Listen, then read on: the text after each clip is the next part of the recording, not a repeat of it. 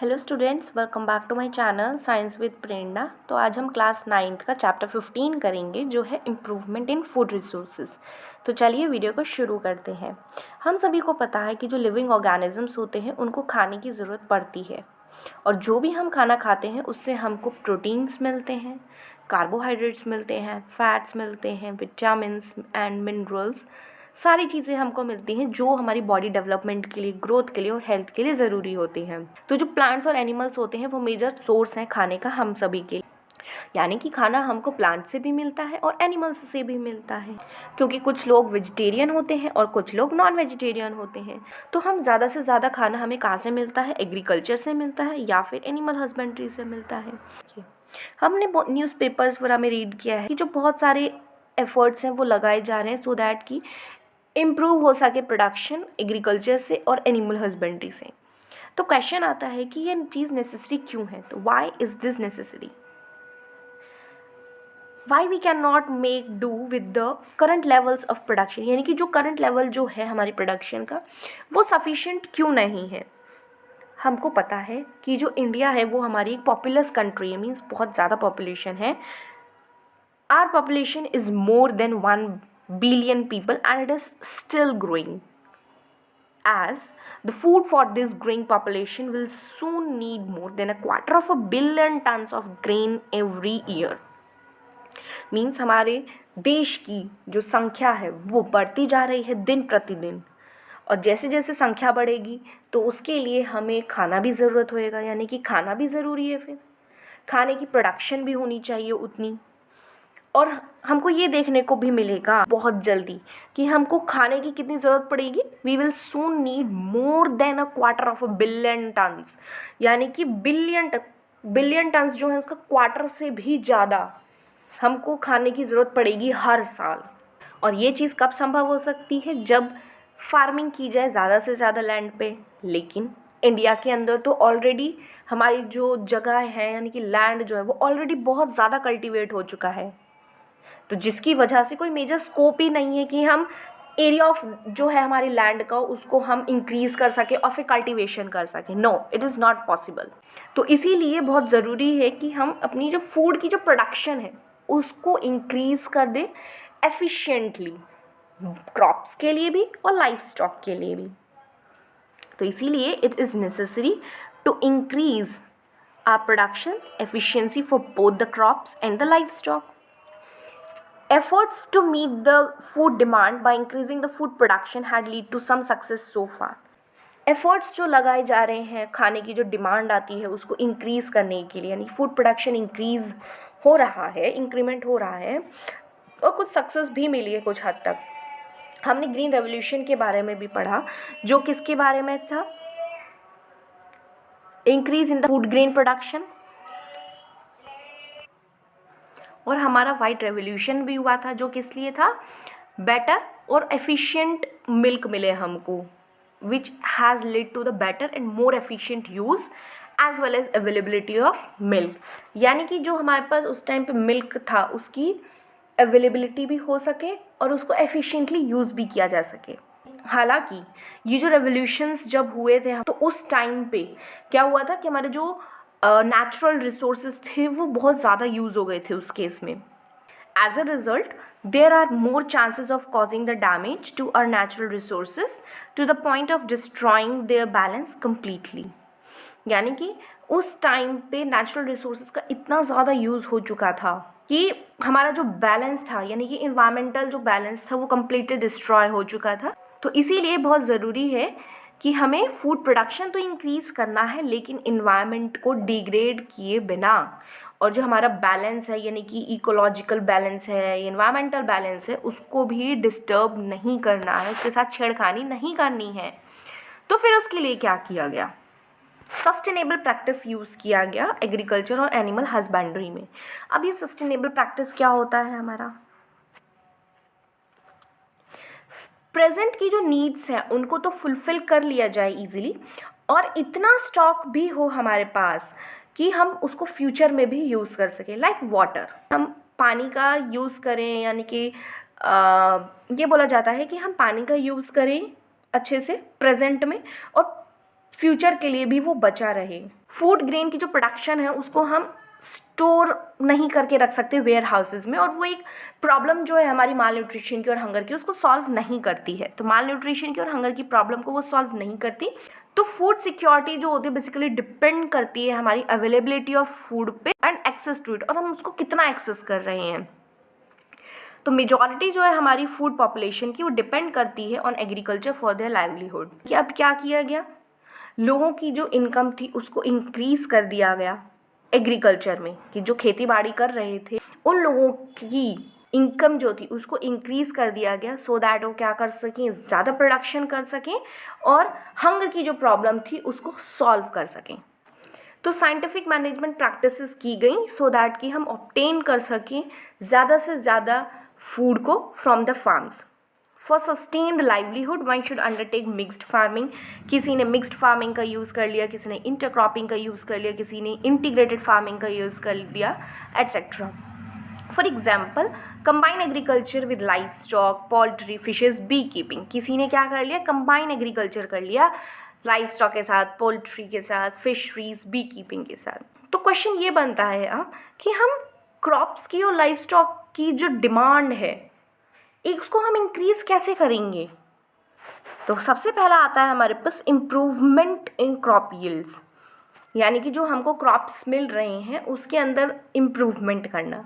तो क्या आता है हमारे पास कि जो सीरियल्स हैं जैसे कि हमारे पास हो गए wheat, rice, maize, millets and sorghum provides a carbohydrates for energy requirement. अगर हमको एनर्जी चाहिए तो हमें कार्बोहाइड्रेट्स लेने पड़ेंगे। अब ये कार्बोहाइड्रेट्स कहाँ कहाँ से मिलते हैं हमको, वीट से, rice, maize, millets and sorghum से।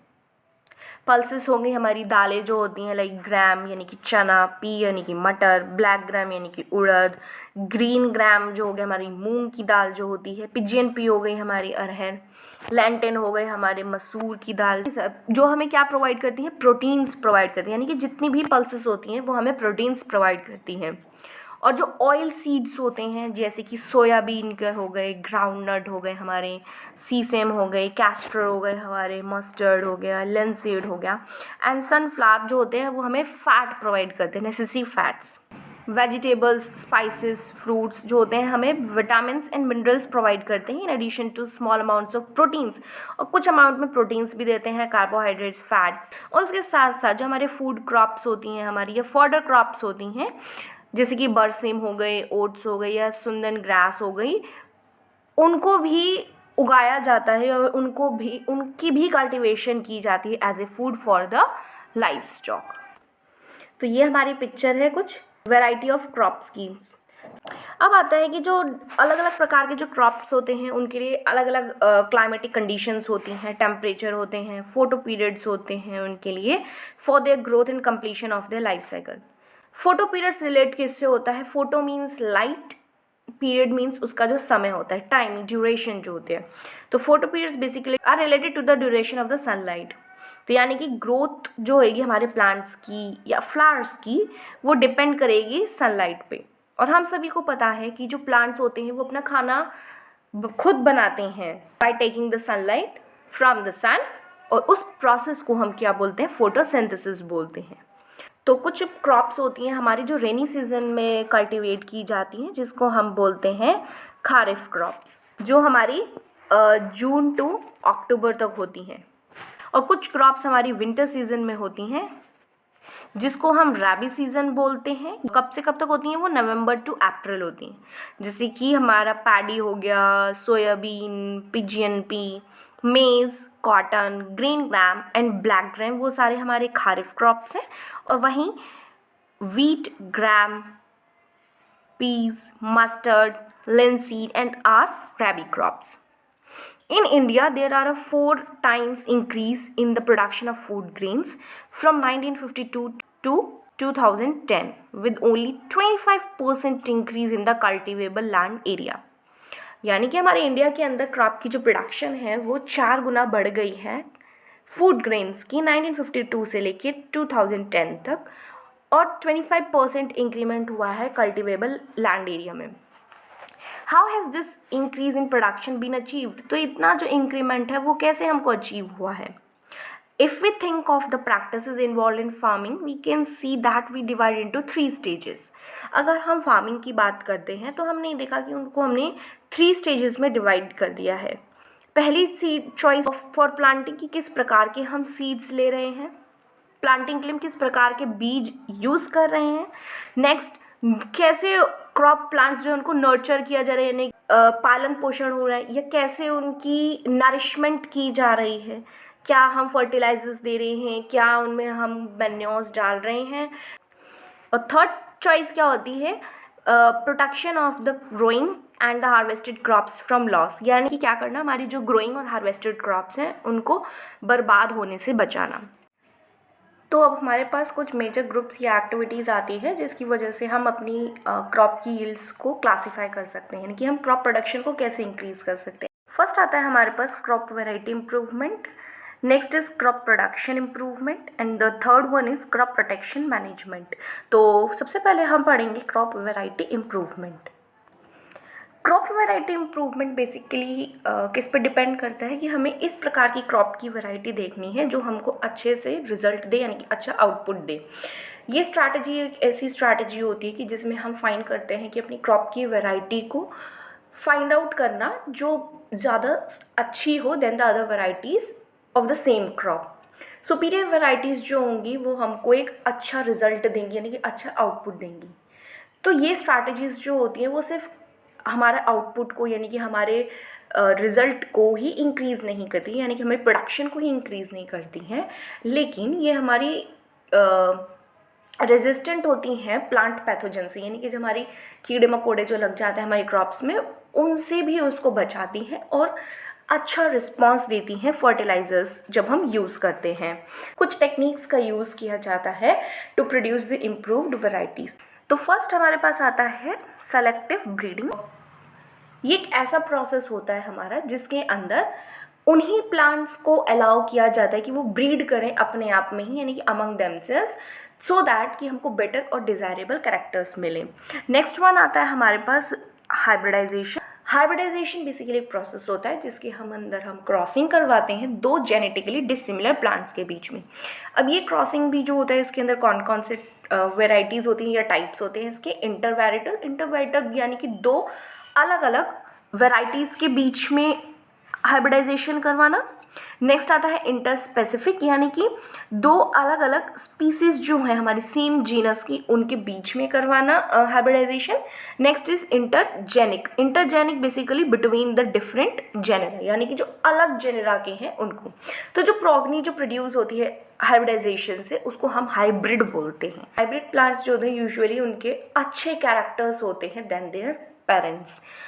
Another way of improving the crop is by producing a gene that will provide the desired characteristics, यानी कि जेनेटिक मैनिपुलेशन कराना बायोटेक्नोलॉजीज़ की हेल्प से अब पॉसिबल हो चुका है कि हम जीन्स को इंट्रोड्यूस कर सकते हैं एक ऑर्गेनिज्म के दूसरे ऑर्गेनिज्म के अंदर.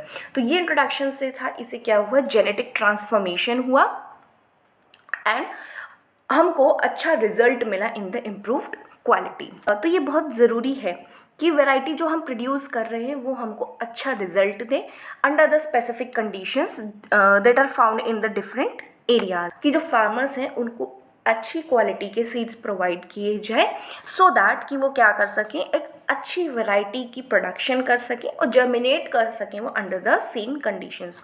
तो कल्टीवेशन प्रैक्टिसेस जो हैं और क्रॉप यील्ड्स वो वेदर से रिलेट करती हैं, सॉइल की क्वालिटी के साथ भी मैटर करती हैं एंड अवेलेबिलिटी ऑफ वाटर.